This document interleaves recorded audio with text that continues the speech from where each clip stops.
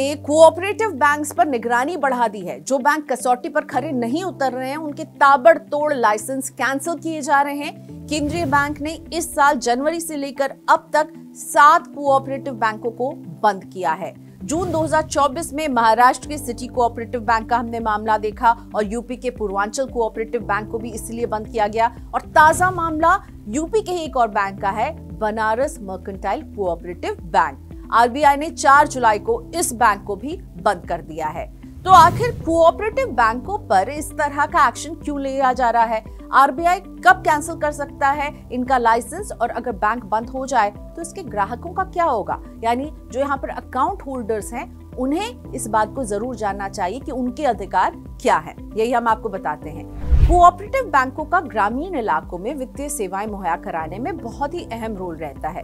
गांव में बचत और निवेश की आदत इन्हीं बैंकों के जरिए पनपी है। पहले cooperative bank state registrar of society और रिजर्व बैंक ऑफ इंडिया, इन दोनों की निगरानी में काम करते थे। और क्या हो रहा था? डबल रेगुलेशन, जिस वजह से इनकी सही से निगरानी नहीं हो पा रही थी और इस वजह से इन बैंकों में लगातार घपले सामने आते रहे। इसी समस्या से निपटने के लिए सरकार ने सितंबर 2020 में कोऑपरेटिव बैंकों को आरबीआई की निगरानी के दायरे में ला दिया है।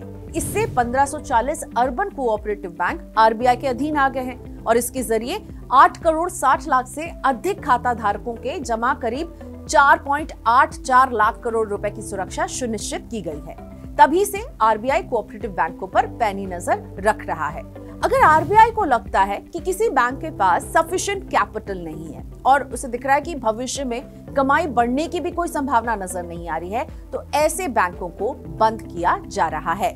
बनारस मर्केंटाइल कोऑपरेटिव बैंक की भी माली हालत पतली थी। बैंक जमाकर्ताओं का पैसा करने की गारंटी नहीं दे पा रहा था। अगर इस बैंक का ऑपरेशन जारी रहता तो खाता धारकों को बड़ा नुकसान हो सकता था। जमाकर्ताओं के हितों की सुरक्षा के लिए ही आरबीआई ने ये सख्त कदम उठाया और इस बैंक को बंद कर दिया। अब सवाल ये है कि अगर बैंक डूब जाए, यानी इस तरह से बंद हो जाए, जो हम इस बैंक के केस में देख रहे हैं, इस कोऑपरेटिव बैंक के केस में देख रहे हैं, तो फिर जो अकाउंट होल्डर्स हैं, उनके पैसों का क्या होगा? आइए समझते हैं। जो बैंक आरबीआई के रेगुलेशन में है, तो उनके अकाउंट होल्डर्स को तो 5 लाख रुपए तक की जमा को लेकर के चिंता नहीं होनी चाहिए, क्योंकि 5 लाख रुपए तक की जमा पर बीमा होता है। ये बीमा deposit insurance and credit guarantee corporation यानी डीआईसीजीसी की ओर से मिलता है। डीआईसीजीसी आरबीआई की एक सहायक इकाई है और इस बीमा की सुविधा के लिए जमाकर्ताओं से कोई पैसा नहीं लिया जाता है, यानी फ्री ऑफ कॉस्ट है ये बीमा। 5 लाख तक की आपकी जो भी रकम इन बैंक में जमा होगी, बैंक बंद हो गया तो आपको उतने पैसे वापस मिल जाएंगे। लेकिन शर्त यही है कि बैंक डूबने पर एक व्यक्ति को 5 लाख रुपए तक की ही रकम वापस मिलेगी। भले ही अगर उसकी रकम इससे ज्यादा है तो फिर वहां नुकसान उठाना पड़ेगा, पर 5 लाख तक की रकम सुरक्षित है। और ये भी जान लीजिए कि अगर बैंक इस तरह से डूब जाते हैं तो ग्राहकों को ये 5 लाख रुपए तक का भुगतान 90 दिनों के अंदर किया जाएगा। इस तरह एक बैंक में जमा आपकी 5 लाख रुपए तक की रकम सुरक्षित रहती है।